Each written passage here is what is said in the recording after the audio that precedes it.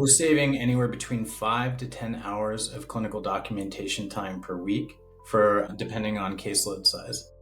Wow. We are seeing an improvement in terms of clean claim rates. We're seeing reduction in terms of payer clawbacks. And we're ultimately allowing clinicians to finish their note within the therapeutic hour as they go from one session to the next. So that whole kind of debt of all of the unfinished notes that not only plague personally the clinician, but ultimately put at risk at times organizations, that weight is being offloaded to a technology tool that is just in a very crisp fashion delivering that value.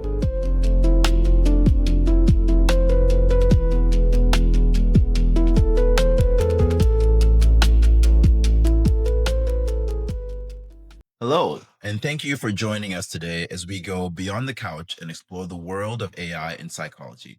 I'm your host, Dr. Ernest Wayde, psychologist and AI strategist, and I want to welcome you to Beyond the Couch, AI in Psychology. Now, before we get started, I always want to take a quick second just to thank our sponsors without whom this show would not be possible.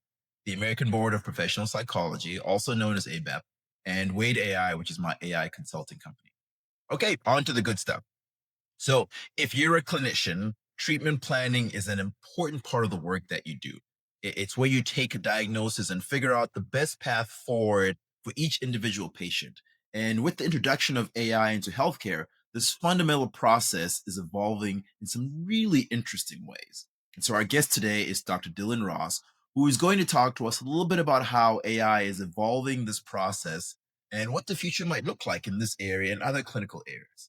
So Dr. Ross is an organizational psychologist and dual licensed behavioral health clinician, nationally recognized leader in behavioral health care, clinical innovation, and measurement-based care. Dr. Ross currently serves as the head of clinical at Blueprint, which is the industry's leading AI-driven clinician enablement platform. And I hope we'll hear more about that later. Now, as if that wasn't enough, Dr. Ross currently chairs the American Psychological Association's National Advisory Committee for Measurement-Based Care, guiding national strategy to advance standardized clinical measurement protocols across the behavioral health sector. Dylan, welcome to the show. Thank you so much, Ernest. Really excited to be here. Dylan, I love all the things that you do, and I really want to jump in. But before, I just want to ask, can you tell us a little bit about your background? Tell us a little bit about your journey and your expertise and how you got involved in AI. It's a great question. So maybe starting towards the beginning, I came into the managed behavioral health care space in the early 2000s, working in direct care in a substance use disorder treatment setting in San Francisco for Kaiser Permanente. And at the time was cutting my teeth as a clinician, learning so much about this important work. And was sitting in the chair, providing care in a direct fashion for many years. But in the lead up to the Affordable Care Act, the ACA, I found myself increasingly drawn towards more system level influences that were shaping how healthcare and behavioral healthcare in America was working or not. So ultimately, I decided to go back and get a PhD as an organizational psychologist. The step forward into the kind of psychology realm, in the org psych realm, was one that really resonated with me, having come into this through more of a family systems training. So the systems thinking around organizations and how large systems come together to really drive excellence was something that was a motivator for me. So after close to 8 years of direct care, shifted to a national role at Kaiser Permanente, working in a design incubator called the Care Management Institute. And the task at the time was ultimately to reimagine collaborative care and integrated care models. We set up learning collaboratives with the Department of Defense, the Veterans Administration, as well as the National Health System. And so learning from the IAP work in NHS, really understanding stepped care models at the time. The real leading challenge in behavioral health was trying to create systems that promoted equitable and appropriate access. And what we learned from the IAP models in NHS was just how critical being able to have standardized clinical measurement to identify, stratify, and ultimately navigate patients, members, consumers to the appropriate level of care was really key. So that was the first kind of foray into how standardized clinical measurement and later feedback informed care, measurement based care, routine outcomes monitoring played a role in terms of bringing more quantifiable outcomes into care delivery. My third act with Kaiser brought me to the Colorado market, where I oversaw behavioral health quality for the health plan. And at the peak of the opioid epidemic, also oversaw addiction treatment and recovery services for the market. And at the time, it was we were seeing long wait times to get individuals with a substance use disorder need into the system, and applied design thinking and really kind of reimagined how we could kind of blow up the existing status quo. And so we shifted to an urgent care model, and were able to achieve same day, next day access, which inevitably saved lives, truly. After 12 years with Kaiser, went on to Optum Behavioral Health and was employee 3 on a fast-growing clinical products team. We were ultimately building new products and programs within the Optum ecosystem to support large employers, custom tailored solutions for the Apples and the Targets of the world, kind of redesigning the identification and stratification algorithms that were running on over 50 million behavioral health specific covered lives. And then ultimately oversaw a high performing networks team at Optum, which was tasked with tiering a network of over 500,000 behavioral health providers. After close to 4 years with Optum, stepped forward into a role as a vice president of clinical innovation with Rogers Behavioral Health, which is a 118-year-old nonprofit privately held healthcare system based in the Midwest, but has 23 locations across 10 markets. And at the peak of COVID, redesigned what the digital care experience was, trying to bring parity to both the high quality in-person care and making sure that virtual-based care was up to snuff in that way.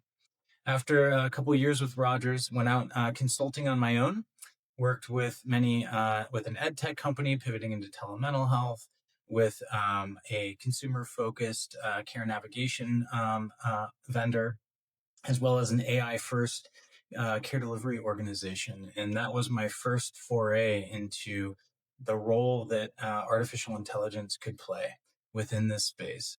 And as you've mentioned, is with my chair role with the American Psychological Association, through that capacity, met our CEO and founder, Danny Freed of Blueprint. And the more I learned about this organization, the more I fell in love. And so for the past, close to 2 years, I've been working with Blueprint, helping to mature our products and offerings forward to really help make sure that clinicians that deserve better have the appropriate technology. And we can apply advanced technologies such as AI to automate where automation should be, augment where augmentation should be, and clear the way to allow clinicians to do the important work where it matters most. So that's a sprint through my background, and maybe just an inkling in terms of the lenses that I bring to this conversation.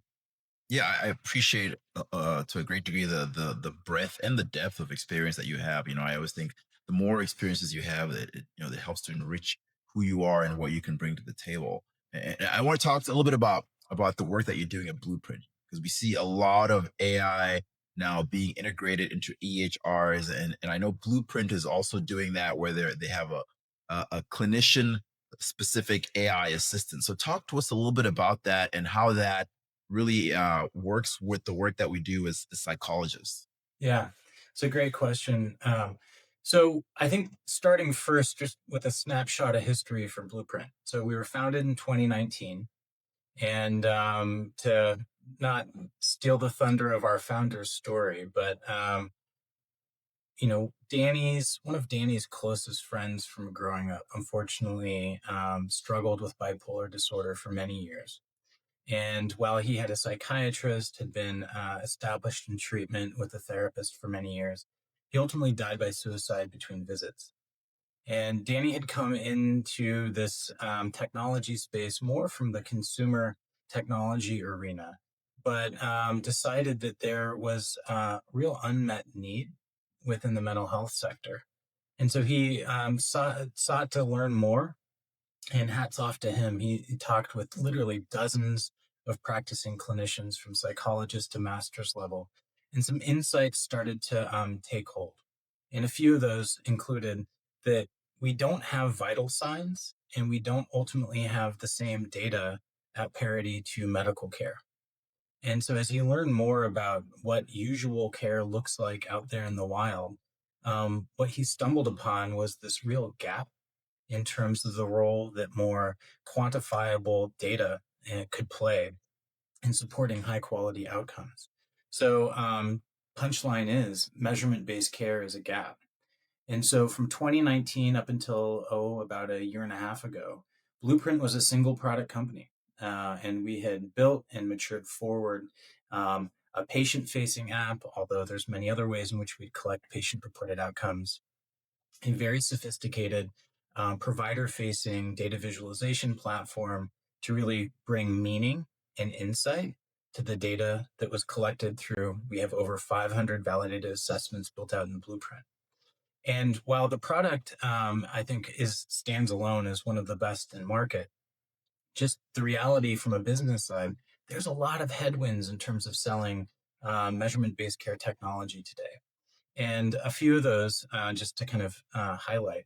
One, in a fee-for-service model, which most practitioners are operating in, you get what you pay for.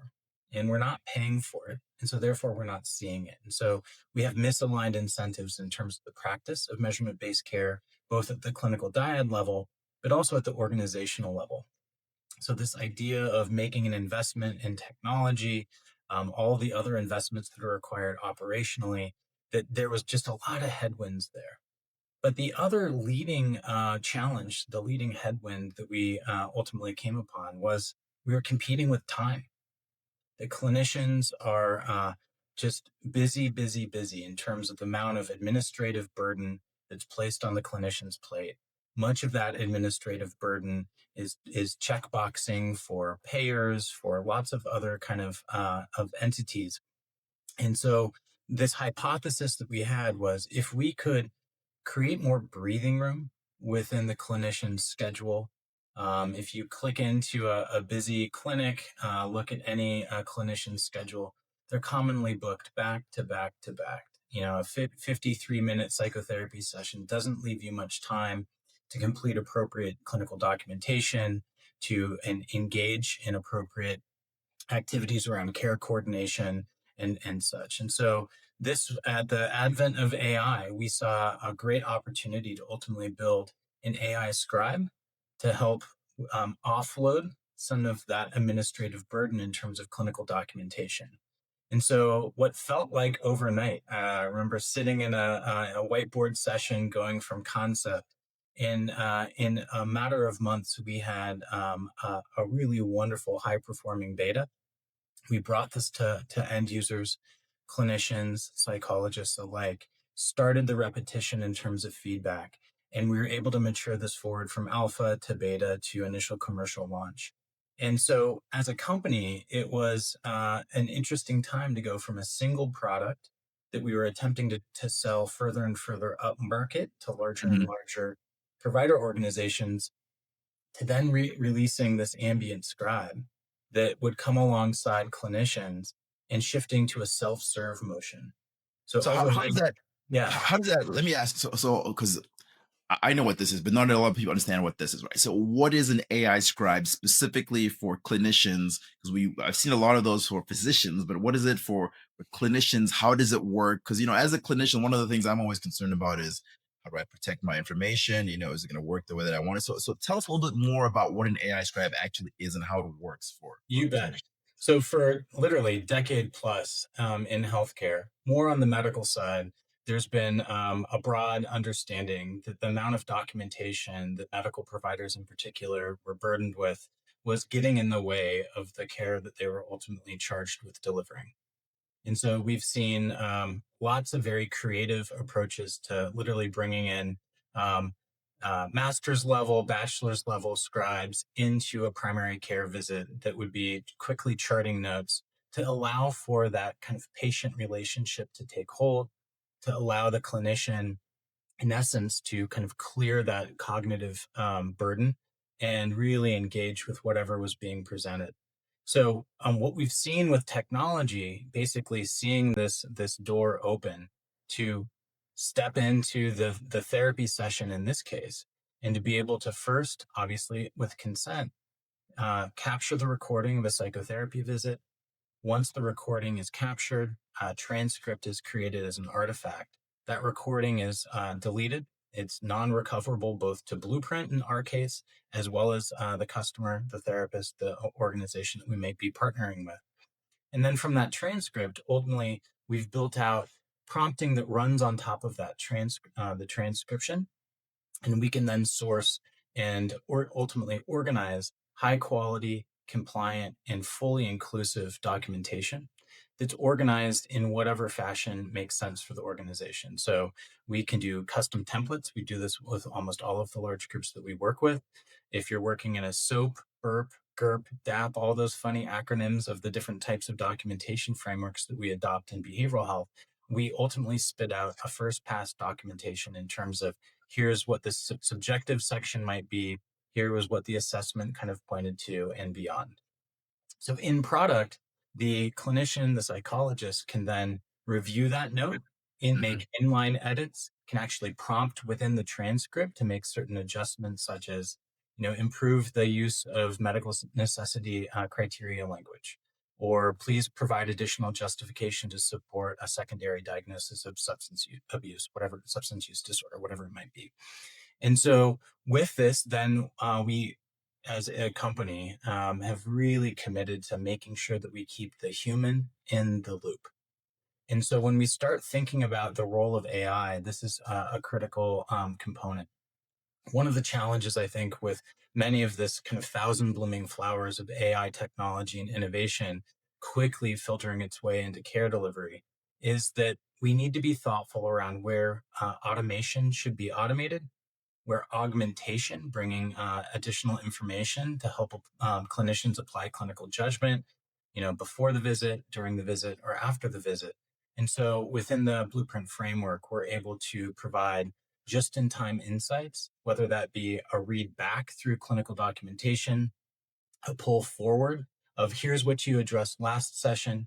Here are some things that you may consider addressing this session. And while it sounds kind of like a quiet innovation, just those simple a means of providing a very succinct summary before the visit starts helps prepare the clinician to really provide a treat to target approach and make sure that both the documentation, but more importantly, the care delivery is anchored back to the treatment goals found within the treatment plan, and that we support that golden thread technology throughout. And so, back to just how a general AI scribe works, it's really just applying AI on top of transcription and making sure that what is ultimately the output from that AI process is reflective in terms of accuracy, compliance, and completeness. Yeah, I love that description there. Thank you for going into detail there. So I think one of the great things about AI scribes is that with permission, you don't have to be thinking about documentation, right? It'll record it for you, it'll transcribe it for you, it'll put it into whatever format that you want, and then it'll offer insights which you can or cannot take. It's entirely up to you. So it's not trying to replace you. It's really just trying to help you be more efficient. So tell us about what you've seen as you've pushed this out. You mentioned that you've offered this to clinicians. What's the feedback that you're getting? How is it, how easy it to use? What are the challenges that you're finding as you're moving along with this?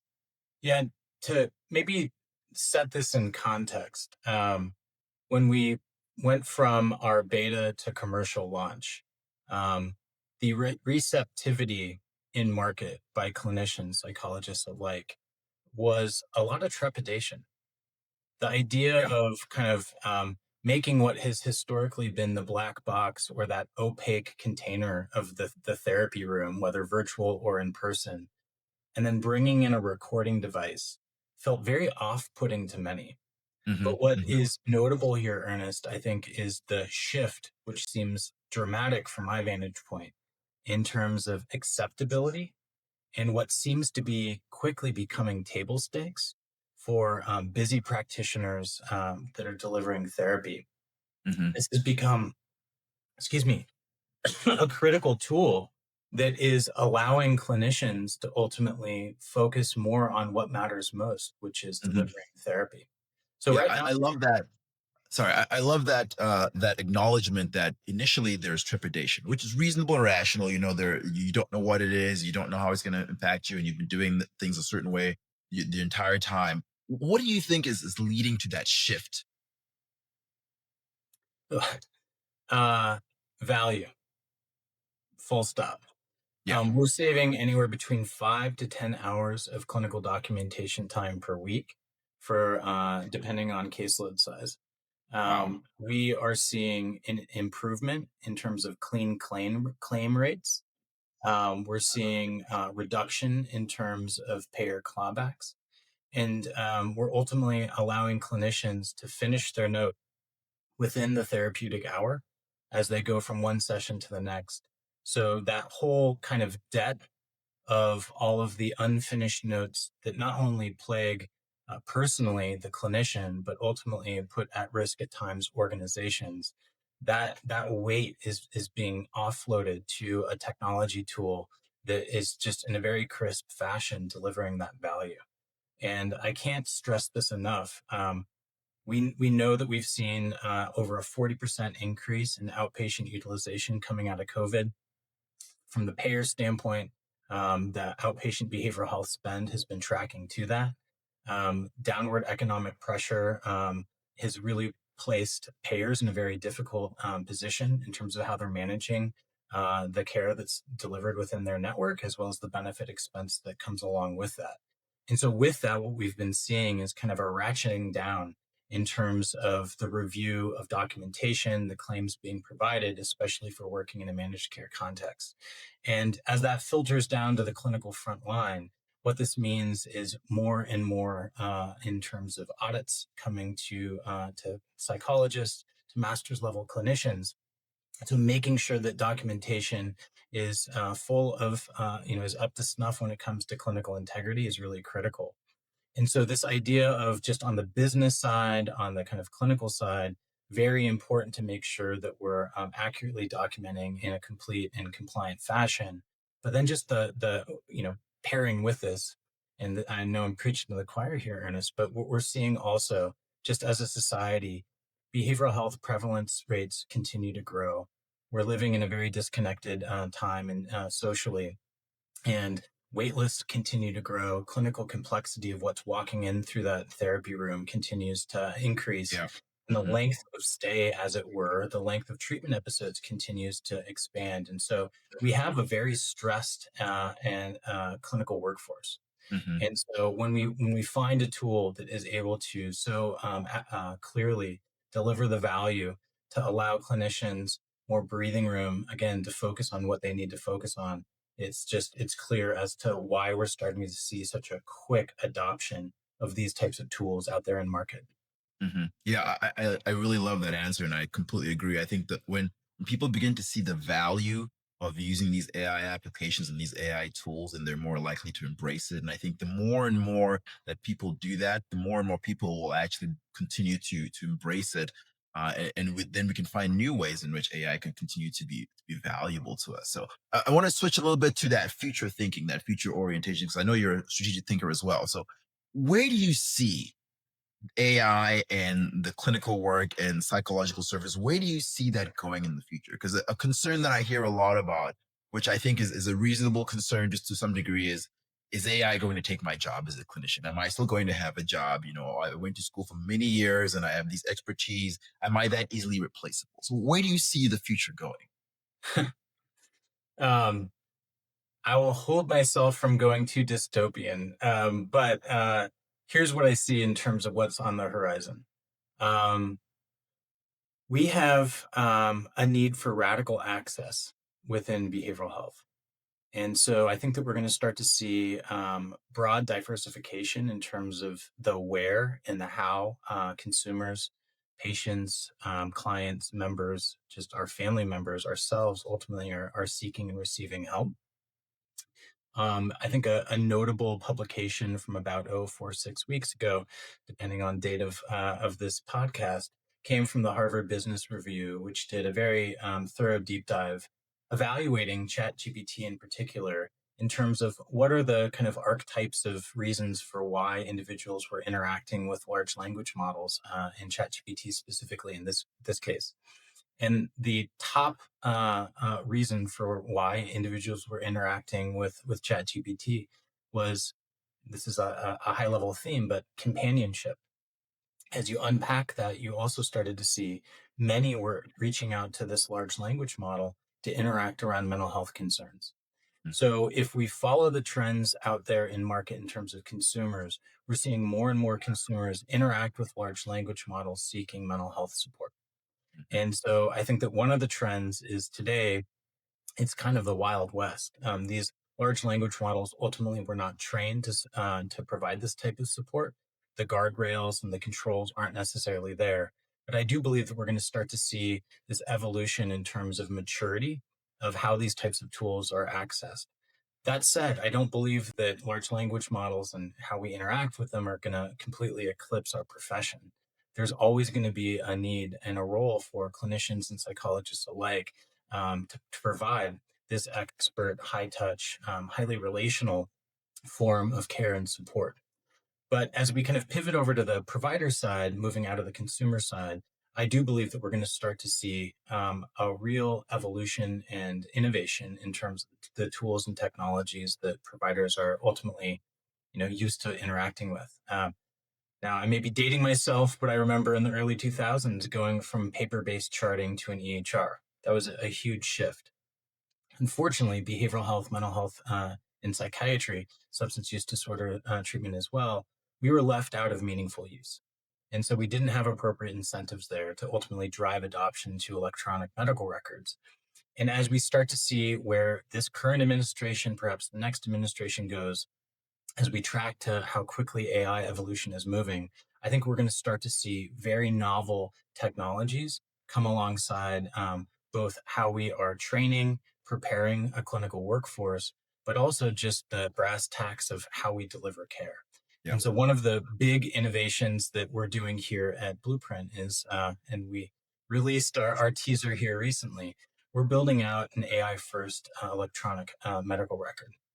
And we believe that if we kind of do a deep dive on all of the tasks, let's think time study of what a typical psychologist or clinician does within a given day, there are so many of these tasks that really are a time suck, that are low value or below scope in terms of what clinicians should be focused on, that are ripe to apply different types of automated technologies. From some of the sleeper use cases as scheduling to the way in which we're ultimately able to transact billing to make sure that we're building out models to really support, again, just to say it, automation where automation should live, but Mhm. also in this augmentation space. And so I think that we're going to see a lot coming out in the next few years around clinical decision support.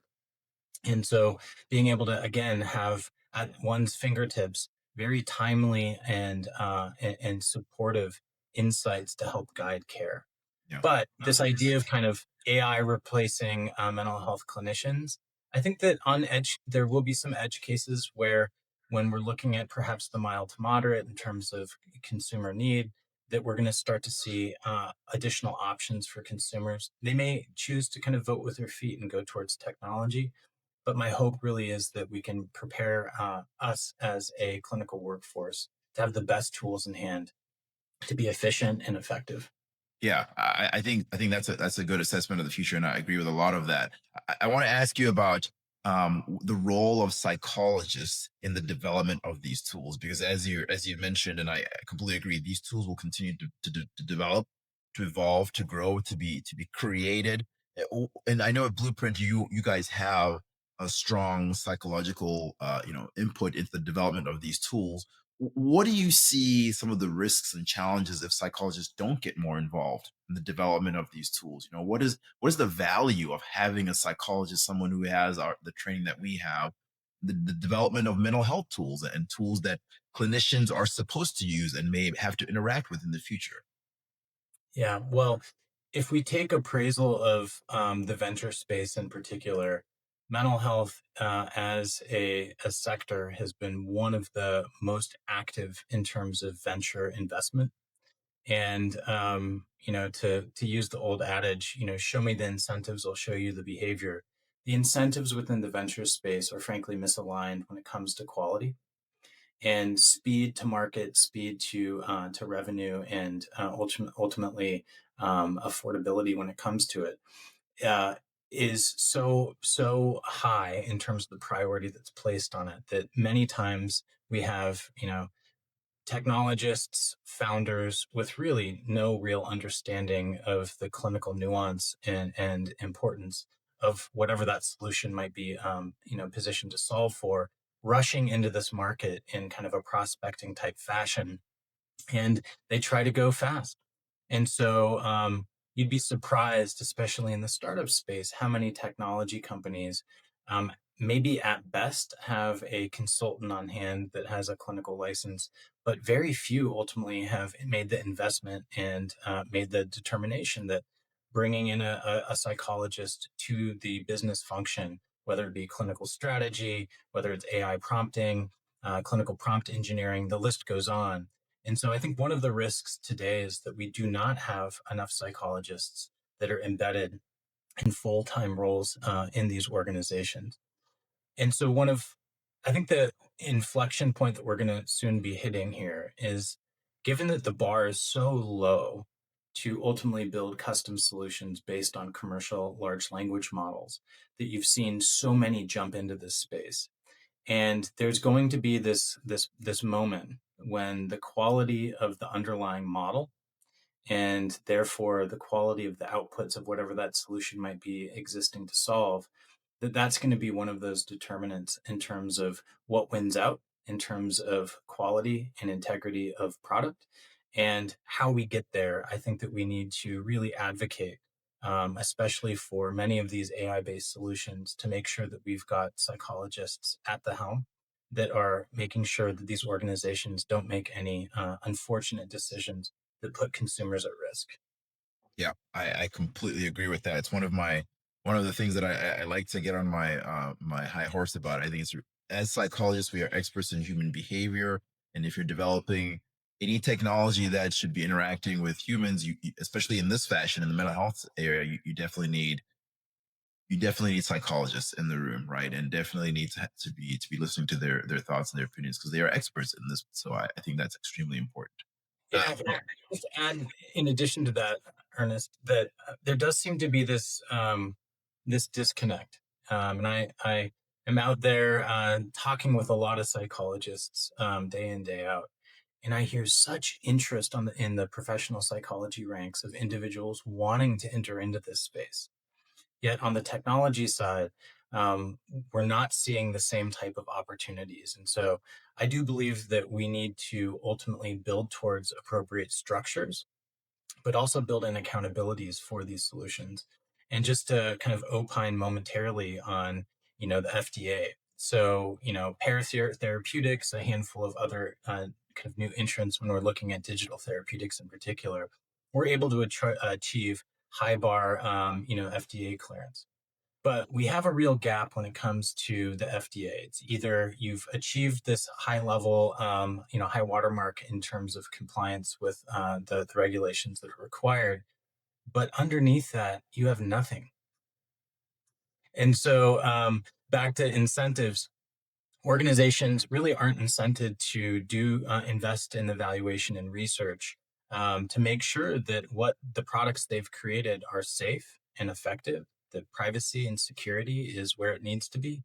And so I've been imagining a future where we could start to build in stepwise models that ultimately put appropriate incentive for those organizations that want, whether it's through badging, through whether it's through accreditations that can be ultimately earned.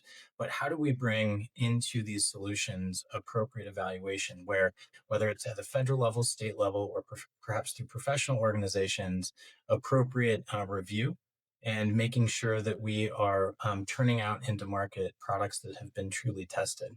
And so, back to the role of psychologists, as we mature these types of frameworks, I do believe that we will play a critical role in making sure that we're providing the guidance, but also the evaluation back to safety and privacy.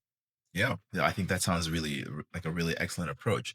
Dylan, thanks so much for giving us a glimpse into the future there. I really appreciate that. What's a tip or a recommendation that you have for clinicians out there as they're hearing this, as they're looking into the future? What's a tip that you have for them?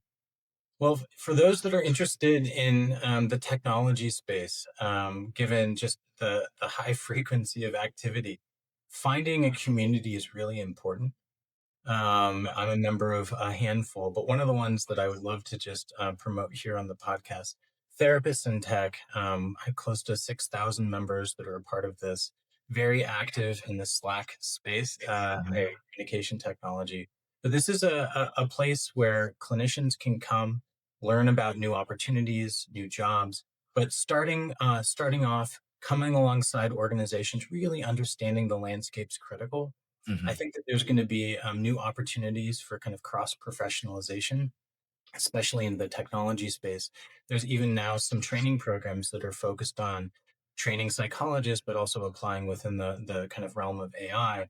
So Mhm. this newfound role called clinical prompt engineers, for example, the prompting is really important. And so I would encourage any psychologist to start first with really understanding the landscape, Mhm. understanding the technology space, finding a community that is really geared towards this, whether it's therapists in tech and beyond, and really just starting somewhere to build those relationships. And for myself, it ultimately started with ultimately offering up pro bono guidance for an early startup. And then I started to understand, how does a clinician fit within a product team? What are some of the tensions that tend to exist? What role does engineering play as it relates to product teams and clinical teams? And as I was able to kind of move forward, it was like many things, just a stepwise fashion. But back to it, I would suggest first just really build the knowledge base, build the understanding, and reach out. And to your earlier offer, I'm more than happy to share my contact information for anybody that would like to set up a quick call. More than happy to go deeper and provide some guidance and suggestions on that front. Yeah, how do people reach you, Dylan? If someone wants to continue the conversation and connect with you, what's a good way? You bet. You can find me on LinkedIn. That's one place. You can also reach out to me direct via email, dylan.ross@blueprint.ai, and more than happy to find time for us to meet. Awesome. Well, Dylan, thank you so much. I think this has been such a great show, and I know that you've got so much more to give. So we'll have to have you come back and share a little bit more of your knowledge and expertise. Dr. Wade, thank you so much. All right. And if you have enjoyed the show, please subscribe and leave us a review. Feedback is a gift, and we love gifts. But seriously, we really want to make sure that we're getting the feedback so that we can make sure that we're actually meeting you at your need and giving you the things that you want to hear and getting you involved in the areas that you want to be. Well, we hope you've enjoyed the show and I hope we'll see you again.